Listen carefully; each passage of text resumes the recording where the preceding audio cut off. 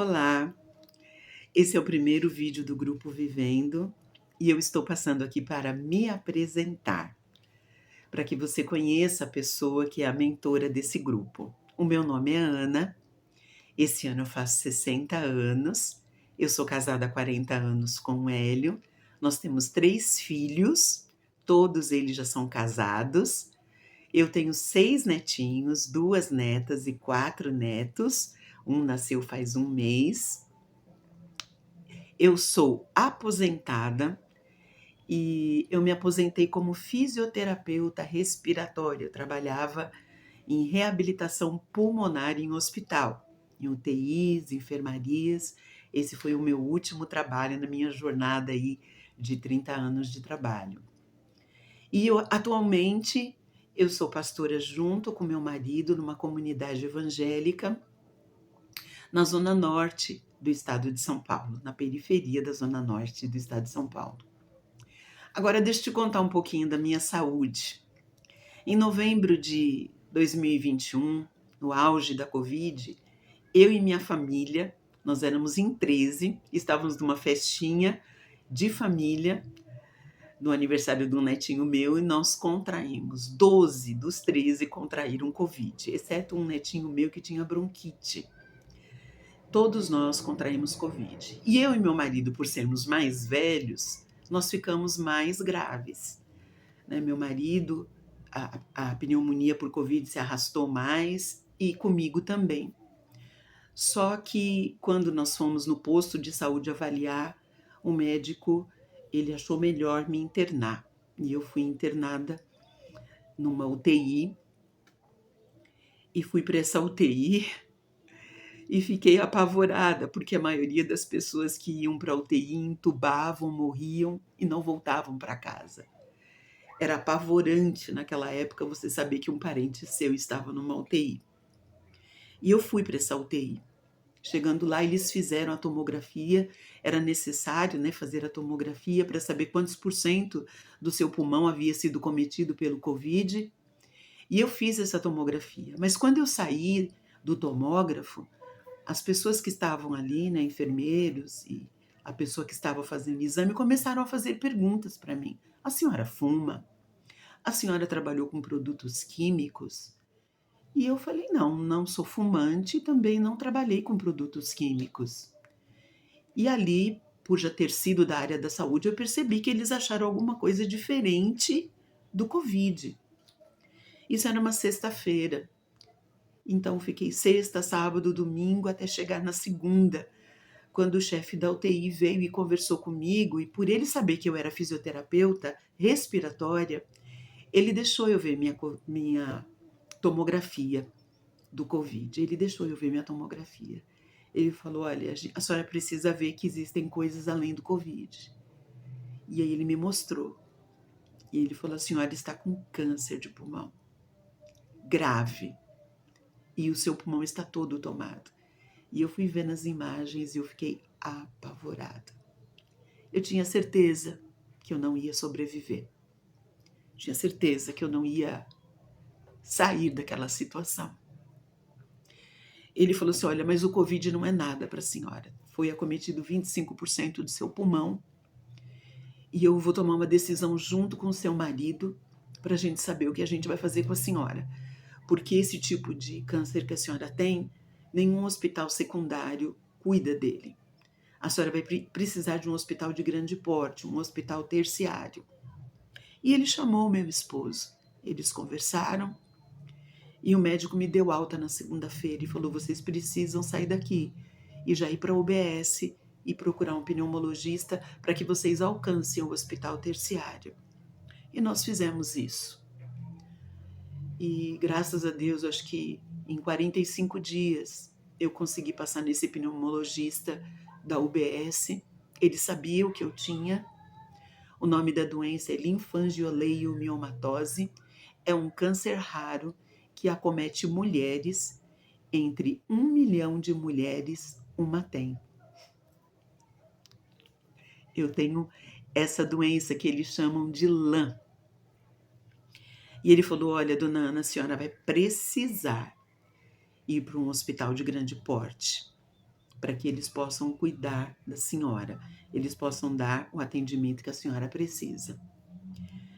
E nós ficamos aguardando, ele fez o encaminhamento, que vai para um sistema chamado CROSS, e nós ficamos aguardando. E passou o tempo, e eu não fui sendo chamada, e todos nós naquela angústia, porque nós estávamos em plena pandemia. Eu fiquei triplamente guardada por conta de tudo que estava me acontecendo, além do Covid. Eu estava com esse câncer pulmonar. E nós resolvemos pagar uma consulta de um médico particular, eu não tenho convênio. Nós nos reunimos em família e eu fui, pagamos essa consulta de um especialista, e ele confirmou o diagnóstico, e esse médico conseguiu nos encaminhar então para o HC. E eu comecei em fevereiro de 2021 a minha primeira consulta no Hospital das Clínicas. E aí eles me explicaram tudo, me explicaram que há muito tempo eu já devia ter essa doença, e que perguntaram se eu não tinha sintomas, e eu disse que não tinha sintomas, nem falta de ar, nem nada. E comecei a fazer o acompanhamento, exames, e eu não tomo nenhum remédio, não faço nenhum tipo de tratamento para esse câncer.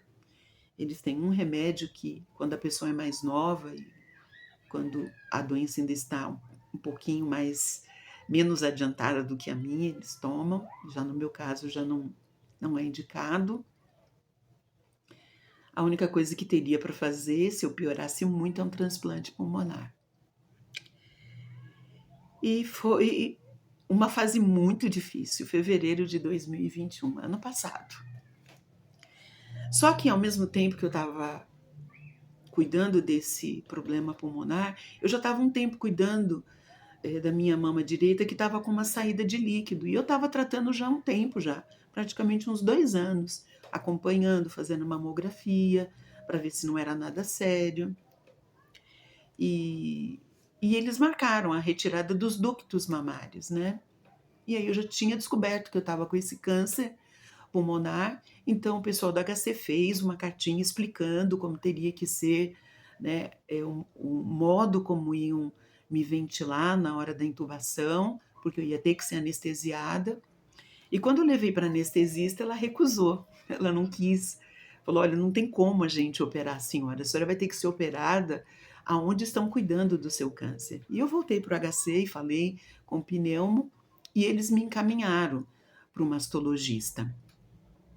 E ela falou: olha, a gente não tem condição de fazer cirurgia agora porque nós estamos em plena pandemia, mas para desencargo de consciência a gente vai fazer uma ultrassom e uma mamografia, vou encaminhar a senhora para um mastologista e nós vamos fazer esses exames e aguardar, porque é uma cirurgia eletiva, simples, nós não vamos mexer com isso agora.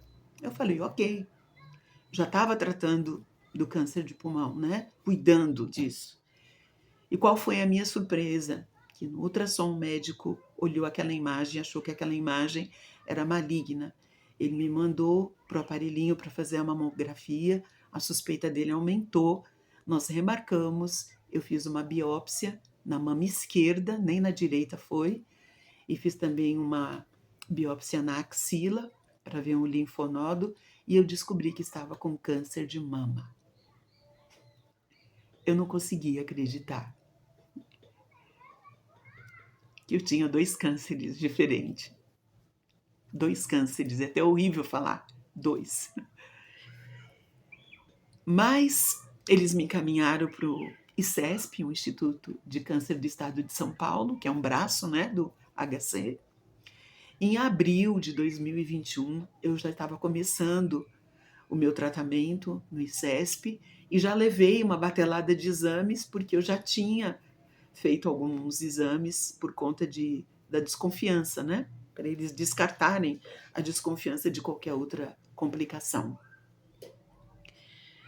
E no ICESP, começando o tratamento, eles fizeram uma cintilografia óssea e eu descobri que eu tinha metástase. Eles estavam decidindo ainda o que iriam fazer, que tipo de tratamento eu seria submetida, e eu descobri que eu tinha um câncer que era metastático, ele tinha se espalhado para os meus ossos da face, uma costela em vértebras da minha coluna, umas 4 vértebras, 2 na coluna lombar, que já tem até uma fratura, e na minha pelve. Então, de novembro a junho, mais ou menos, em 6 meses eu descobri tudo isso. Sabe o que é a tua vida virar assim de ponta cabeça? Um dia eu era uma pessoa normal, tinha uma Covid, depois eu tinha um câncer de pulmão, depois eu tinha um câncer de mama, depois eu tinha um câncer que era já paliativo, não tinha muito mais o que fazer, porque tinha se espalhado. A estrada que eu via era a estrada da morte. Eu falei, eu tô morrendo. Eu não conseguia ver outra coisa. Eu fiquei sem perspectiva, fiquei angustiada, fiquei ansiosa. E no meio de tudo isso, eu precisei me estruturar para viver. Eu falei, eu preciso me cuidar, porque eu não queria morrer. Apesar de tudo ser muito indicativo de que eu não estava bem e de que parecia que eu ia morrer, eu falei, eu não quero morrer, eu preciso me cuidar, eu preciso me tratar. E eu comecei, então, a cuidar daqui de dentro. Eu comecei a trabalhar as coisas que estavam surgindo na minha vida. Ansiedade, medo de morrer, angústia em dias de exame, tratar os dias difíceis por conta das limitações que a doença acabaram impondo no meu dia a dia, das minhas rotinas simples de limpar a casa, lidar com sonhos frustrados. Eu estava aposentada com sonhos, tive que lidar com mudanças de planos. E tantas coisas foram atropelando o meu dia a dia, uma agenda intensa de tratamento, de agenda médica, no HC e no ICESP. A minha vida virou. E eu tô aqui lidando com tudo isso. E há 4 meses atrás, eu estava aqui nesse mesmo espaço que eu estou hoje gravando esse vídeo, e eu senti uma voz aqui, falar bem dentro do meu coração, que eu acredito que foi a voz de Deus, falando assim, Ana, abra um grupo de partilha, um grupo onde vocês vão poder se incentivar no meio dessa jornada. Você precisa de ajuda e tem um monte de gente igual a você que também precisa de ajuda, de uma palavra de incentivo, de uma palavra de ânimo para enfrentar tudo isso. Isso faz uns 4 meses. E aquela voz que falou comigo, falou, compre um celular, compre um chip novo, faça um panfleto, distribua cada vez que você for no hospital e comece a gravar uma vez por semana um vídeo e coloque. E espere as pessoas entrar nesse grupo para que essas pessoas que também estão passando pelo mesmo processo de doença, de fragilidade, de complicações da sua saúde, de talvez uma alma um pouco atribulada por conta de tudo que está acontecendo, você não está sozinha, há muitas pessoas que estão sofrendo.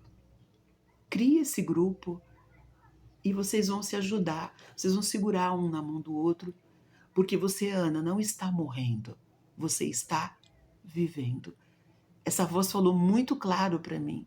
Você não está morta, você está viva, você está vivendo e você não sabe quando você vai morrer.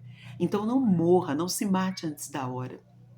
E isso começou a gerar uma força muito grande dentro de mim, a ponto de eu estar aqui hoje na sua presença, me apresentando a você e fazendo aquilo que o meu coração está dizendo que é para eu fazer. Eu não serei a única pessoa que vai estar falando nesse grupo.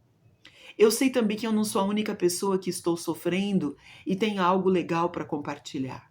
Esse grupo foi criado para nós fazermos partilha, para a gente dividir, para a gente saber que a gente não está sozinho, aquele dia que a gente fala com alguém da família e ninguém entende porque a gente está daquele jeito. Talvez para falar para alguém que você está com câncer, a pessoa olha para você e fala, nossa, você tem câncer? porque as pessoas têm estereótipos do que seja uma pessoa que tenha câncer. Talvez aquele dia que você não tem vontade de levantar da cama. Quantas são as emoções e quantos são também os sentimentos físicos que nós temos que dificultam a nossa rotina, que mudaram assim completamente a nossa história. Mas uma coisa é certa, nós estamos vivendo. E quando essa voz, que eu chamo Deus, falou ao meu coração, ele me deu uma certeza de que haveriam pessoas que ficariam bem, que melhorariam, teriam mais força para continuar na jornada. E eu vou ler esse versículo que falou muito ao meu coração, eu vou ler para você.